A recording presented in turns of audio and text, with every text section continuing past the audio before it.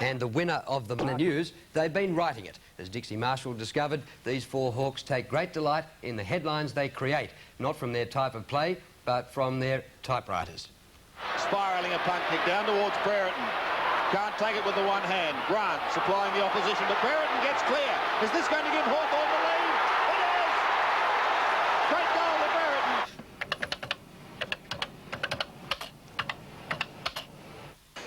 Brereton. Straight down the ground. Dipierdomenico too tall for Alan Izard. I don't reckon Jim's going to like that. Well, who cares? We're business in the selling papers. I suppose, but who cares? The Hawk defence does it pretty well there. Collins gets the hand pass across to Schwab. Was the fight fully booked out? Curran can run right into an open goal. He kicks long. Will it bounce through? Yes!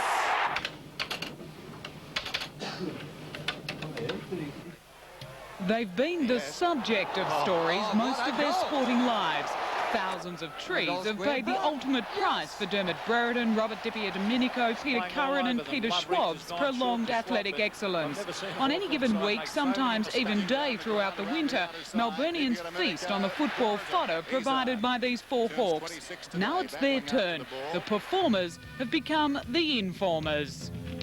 The media has a role to play and it's often maligned, but that's, you know, part and parcel. It's the old adage, it's a dirty job, but somebody's got to do it. Everybody's telling me talk is cheap. Sometimes words so innocent cut so deep, cut so deep. They cut so deep.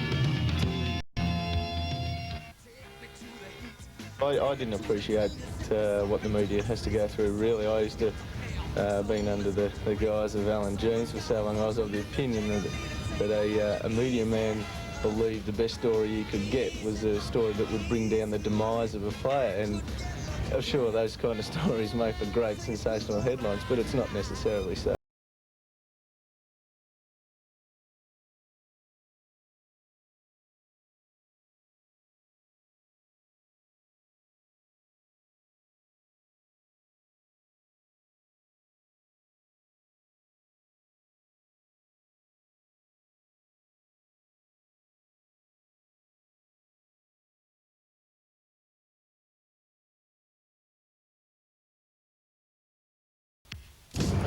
I want a career after footy, and I've always wanted to do journalism when I was younger, and I think I was badly advised career-wise, and football in some ways has allowed me to go back and try something else, and this is what I've always wanted to do.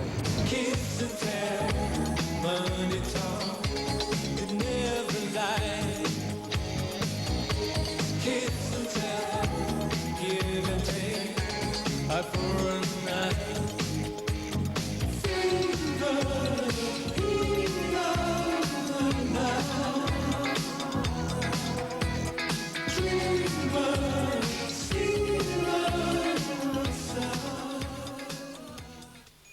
I think the advantages are, you know exactly what's going on. You know all the rumours, you know, and how the rumours start. But don't ask these men to perpetuate those rumours. That's not their job, they say. Don't expect them to break the football scandal.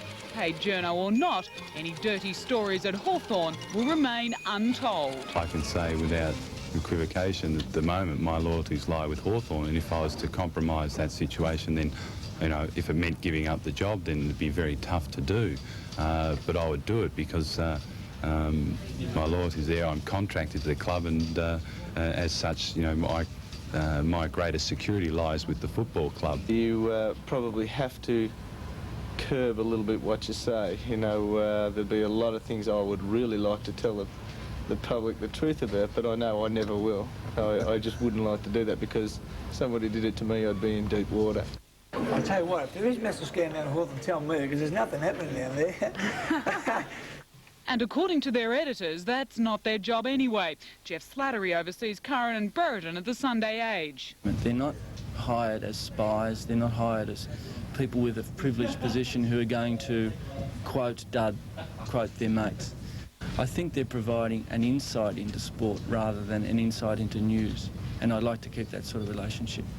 Scott Palmer is Dipper's boss. He's very good, and a lot of people say, oh, he doesn't write it or anything like that. Actually, if you saw him working here on a Friday morning, you'd say that he puts in 95% of the content. He sits alongside me here, we work out a theme, and he just goes to town. As their role on the football team varies, so too their reporting roles. Dermy writes on issues, Dipper on the locker rooms, Curran goes one-on-one with fellow players, and Schwab goes on the road for the news department. Of the four, he's the one with the full-time commitment. Schwab has quit his teaching job and works for a couple of $100 a week as a cadet news journalist. This day he was following the pilots' dispute. Later that night, the news gatherer became the news maker when he was banned from the grand final by the VFL tribunal. Can't say much, I suppose. A few blokes have been in the same position.